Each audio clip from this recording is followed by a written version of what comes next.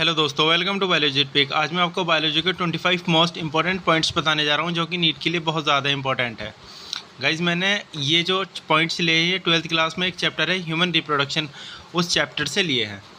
And guys, इससे पहले channel पर 3 वीडियो ऑलरेडी अपलोडेड है इस टॉपिक पे, मतलब उसमें भी मैंने 25 मोस्ट इंपॉर्टेंट पॉइंट्स ही बताए हैं बायोलॉजी के। सो गाइस, करते हैं वीडियो को स्टार्ट। इससे पहले अगर आपने हमारा चैनल सब्सक्राइब नहीं किया तो बायोलॉजी पीक को सब्सक्राइब कर लीजिए, क्योंकि हमारे चैनल पर ऐसे ही नीट से रिलेटेड बायोलॉजी की वीडियोस मिलती रहती है। तो गाइस, सबसे पहला पॉइंट है गैमेटोजेनेसिस। गैमेटोजेनेसिस होता क्या है? तो guys, gametogenesis is the formation of gametes, मतलब गैमेट्स के फॉर्मेशन होने को, गैमेट के बनने को हम गैमेटोजेनेसिस कहते हैं। इसके बाद आता है spermatogenesis. Spermatogenesis is the formation of sperm.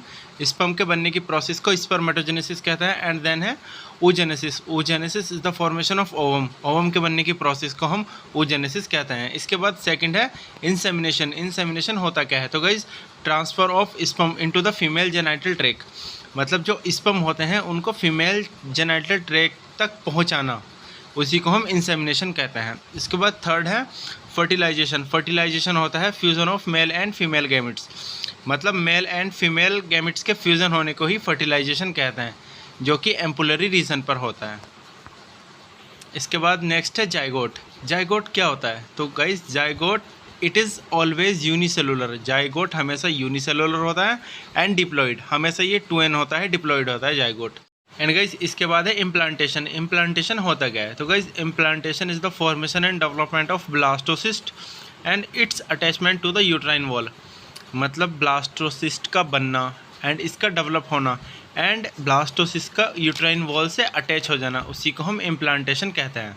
And guys, इसके बाद नेक्स्ट पॉइंट है गेस्टेशन। गेस्टेशन होता क्या है? तो गाइस, गेस्टेशन होता है एम्ब्रियोनिक डेवलपमेंट, मतलब जो समय फर्टिलाइजेशन एंड चाइल्ड बर्थ के बीच में होता है, उस पीरियड को हम गेस्टेशन कहते हैं। एंड गाइस, ह्यूमन का गेस्टेशन पीरियड 9 मंथ होता है।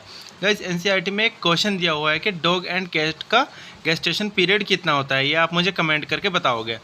गाइस, नेक्स्ट है पार्चुरेशन। पार्चुरेशन होता है डिलीवरी ऑफ द बेबी, मतलब बेबी की डिलीवरी होने को पार्चुरेशन कहता है। इसके बाद नेक्स्ट पॉइंट है sperm formation continues even in old man but the formation of ovum ceases in women around the age of 50 years called menopause, मतलब एक बूढ़े इंसान के अंदर स्पर्मेटोजेनेसिस की प्रोसेस चलती रहती है, स्पर्म बनते रहते हैं, चाहे उसकी एज 50 साल हो, 80 साल हो या कितनी भी हो, उसके अंदर स्पर्मेटोजेनेसिस होता रहता है।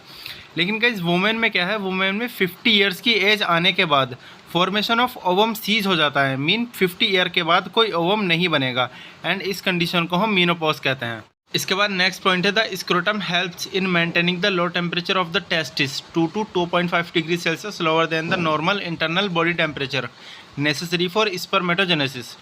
देखो गाइस, स्पर्म फॉर्मेशन के लिए टेस्टिस का टेम्परेचर बॉडी टेम्परेचर से 2 to 2.5 डिग्री सेल्सियस कम होना चाहिए, जब जाके स्पर्मेटोजेनेसिस का प्रोसेस होगा।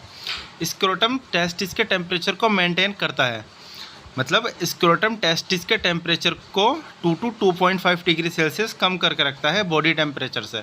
इसके बाद नेक्स्ट पॉइंट है each testis has 250 compartments called testicular lobules, मतलब हर एक टेस्टिस में 250 कंपार्टमेंट्स पाए जाते हैं, जिन्हें हम टेस्टिकुलर लोब्यूल्स कहते हैं। Each lobules contain 1 to 3 highly coiled seminiferous tubules, and हर एक टेस्टिकुलर लोब्यूल्स में 1 से लेकर 3 हाईली कोइल्ड सेमनीफेरस ट्यूब्यूल्स पाए जाते हैं, इन विच स्पर्म्स आर प्रोड्यूस, जिसमें स्पर्म का फॉर्मेशन होता है, स्पर्म प्रोड्यूस होता है।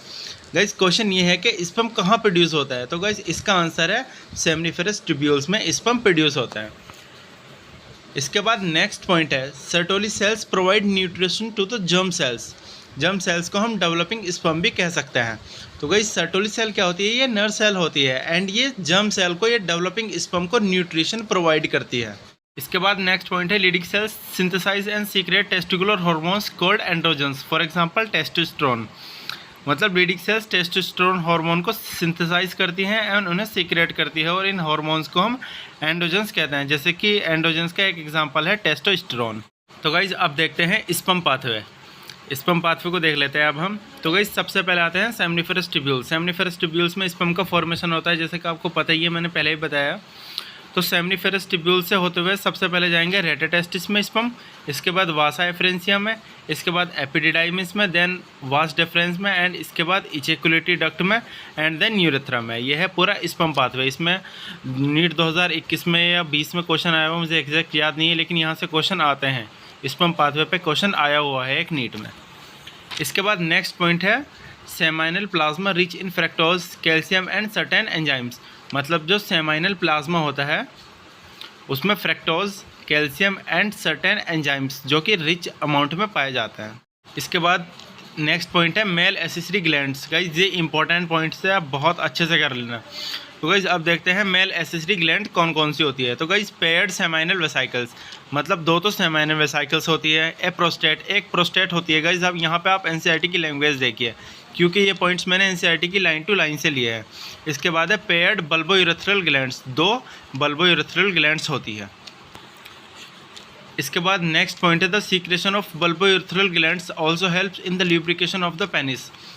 मतलब जो बल्बोयूरेथ्रल ग्लैंड्स का सीक्रेशन होता है वो ल्यूब्रिकेशन ऑफ द पेनिस में भी हेल्प करता है। इसके बाद नेक्स्ट पॉइंट है ovaries are the primary female sex organ that produce the female gamete. मतलब ओवरीज जो होती है वो फीमेल की प्राइमरी सेक्स ऑर्गन होती है जो कि फीमेल गैमेट को प्रोड्यूस करती है। इसके बाद नेक्स्ट पॉइंट है फीमेल एसेसरी डक्ट्स। गाइस अब देखते हैं फीमेल एसेसरी डक्ट्स कौन कौन सी होती है। तो गाइस सबसे पहले है ओविडक्ट्स, जिसे हम फेलोपियन ट्यूब कहते हैं। इसके बाद है यूट्रस एंड देन है वेजाइना। इन तीनों को मिलाकर हम फीमेल एसेसरी डक्ट्स कहते हैं, and they constitute the female accessory ducts, जैसा मैंने आपको बताया ही है। इसके बाद नेक्स्ट पॉइंट है birth canal. Guys birth canal किस चीज़ से मिलकर बनती है? तो गाइस वेजाइना प्लस सर्विक्स, ये दोनों बर्थ कैनाल को बनाते हैं। इसके बाद नेक्स्ट पॉइंट है the wall of the uterus has 3 layers of tissue. मतलब जो यूट्रस की वॉल होती है उसमें 3 लेयर्स पाई जाती है। सबसे पहली है पेरीमेट्रियम, देन है मायोमेट्रियम, एंड थर्ड पे है एंडोमेट्रियम। इसके बाद नेक्स्ट पॉइंट है the endometrium undergoes cyclical changes during menstrual cycle. मतलब एंडोमेट्रियम जो होती है वो मेंस्ट्रुअल साइकिल के दौरान साइक्लिकल चेंजेस में चली जाती है, उसमें साइक्लिकल चेंजेस होते हैं। इसके बाद नेक्स्ट पॉइंट है guys the myometrium exhibit strong contraction during delivery of the baby. मतलब जब बेबी की डिलीवरी होती है तो मायोमेट्रियम स्ट्रॉन्ग कॉन्ट्रैक्शन करती है। इसके बाद नेक्स्ट पॉइंट है स्पर्मेटोजेनेसिस बिगिंस एट प्यूबर्टी। मतलब जो स्पर्मेटोजेनेसिस होता है, spermatogenesis is the formation of sperm. मतलब स्पर्म के बनने की जो प्रोसेस होती है वो बिगिंस एट प्यूबर्टी, प्यूबर्टी से ही स्टार्ट होती है, प्यूबर्टी पे आकर स्टार्ट होती है। इसके बाद नेक्स्ट पॉइंट है कॉर्पस लूटियम सीक्रेट प्रोजेस्टेरोन। मतलब कॉर्पस लूटियम जो होती है वो प्रोजेस्टेरोन को सीक्रेट करती है। देखो guys, Leydig cell, testosterone, corpus luteum, progesterone. And guys इसके बाद नेक्स्ट पॉइंट है स्पर्मियोजेनेसिस। स्पर्मियोजेनेसिस होता क्या है? तो guys the spermatids are transformed into spermatozoa. Spermatozoa को हम स्पर्म भी कहते हैं by the process called spermiogenesis. मतलब जो स्पर्मेटिड्स होते हैं वो स्पर्मेटोजोआ में ट्रांसफॉर्म हो जाते हैं, एंड इसी प्रोसेस को हम स्पर्मियोजेनेसिस कहते हैं। एंड गाइस यहाँ पे एक बात का ध्यान रखना, जो स्पर्मेटोजोआ है इन्हें ही हम स्पर्म कहते हैं, एनसीईआरटी में साफ साफ दिया हुआ है। तो गाइस हमारा लास्ट पॉइंट है 25 पॉइंट स्पर्मेटोजेनेसिस। स्पर्मेटोजेनेसिस होता क्या है? तो गाइस इसकी पूरी प्रोसेस को समझते हैं क्या होता है स्पर्मेटोजेनेसिस। तो गाइस सबसे पहले लिया है हमने जर्माइनल एपिथीलियम। जर्माइनल एपिथीलियम में होता है माइटोसिस। गाइस पूरी प्रोसेस को समझने से पहले आप 2 टर्म समझो। माइटोसिस एक ऐसा डिवीज़न होता है जिसमें क्रोमोसोम नंबर कोई हाफ नहीं होता, सेम ही रहता है। एंड म्योसिस एक ऐसा डिवीज़न होता है जिसमें क्रोमोसोम नंबर हाफ हो जाता है। तो गाइस सबसे पहले जर्माइनल एपिथीलियम में होता है माइटोसिस, तो इससे बनते हैं स्पर्मेटोगोनिया जो कि 2n होता है, क्योंकि माइटोसिस में तो क्रोमोसोम नंबर सेम ही होते हैं। इसके बाद स्पर्मेटोगोनिया में होता है माइटोसिस दोबारा से, तो बनते हैं प्राइमरी स्पर्मेटोसाइट्स जो कि डिप्लॉयड होते हैं, क्योंकि क्रोमोसोम नंबर में कोई चेंज नहीं, माइटोसिस हुआ है। इसके बाद प्राइमरी स्पर्मेटोसाइट में होता है म्योसिस।